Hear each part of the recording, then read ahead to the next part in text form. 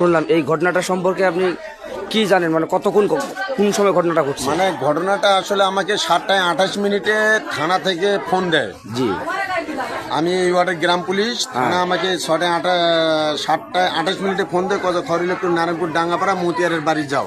আচ্ছা আচ্ছা। তারপর আমি স্পটে আসলাম, স্পটে আসে দেখলাম সোজাবুলের ছেলে মোস্তফা ওনার বউ নাকি লিঙ্গটা কেটে হাতে নিবড়াচ্ছে। এগুলো আমি ভিডিও রাখছি। যে ভদ্রলোকের ঘটনাটা ঘটাইছে এই মহিলার ছেলে মেয়ে নাই? বাবু আছে দুইটা বাবু। এদের কাছে কোনো জিজ্ঞাসাবাদ করছিলেন? এদেরকে জিজ্ঞাসা করছি, এরা কোনো বলতে পারতেছে না। কোনো বলতে পারে না। মহিলাটার কোনো মেন্টালি প্রবলেম আছে নাকি? আপনারা জানেন মহিলাটার কোনো মেন্টালি প্রবলেম আছে? ইতিপূর্বে এরকম কোনো এর আগে নাকি ফাঁসি লাগতে গেছিল কি মহিলাটা নিজেই? সেইটার কারণটা কি জানেন আপনারা কেউ?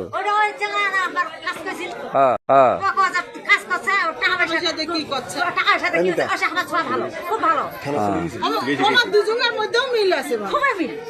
আচ্ছা,